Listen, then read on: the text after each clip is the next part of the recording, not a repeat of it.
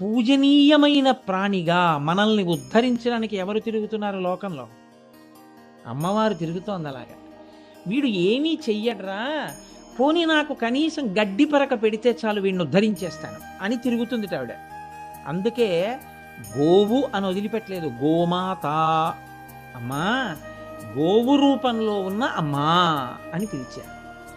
ఇంకా ఆశ్చర్యం ఏమిటంటే, సాధారణంగా మీకు పాలు ఇచ్చేటటువంటి జంతువులు ఏవి ఉన్నా కూడా అవి ఇచ్చేటటువంటి పాలు పశు శరీరంతో ఉండి పాలిస్తే జీర్ణం అవ్వడం కష్టం. అందుకే రాత్రి గేదె పాలు తాగి పడుకోకండి అని చెప్తారు.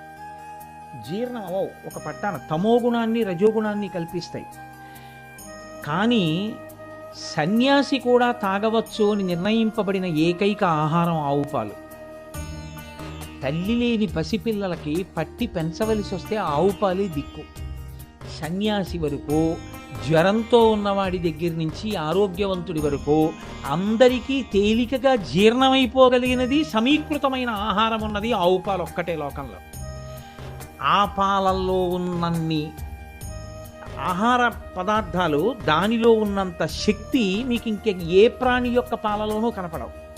సాధారణంగా అంత శక్తి ఉంటే అది జీర్ణం అవ్వడం కష్టం. ఇవాళ కొంచెం బరువుహారం తిన్నానండి, జీర్ణం అవ్వలేదంటారు. బరువుహారం అంటే కొంచెం శక్తి ఎక్కువ ఇవ్వగలిగిన పదార్థాన్ని తీసుకుంటే అంత తొందరగా జీర్ణం కాదు.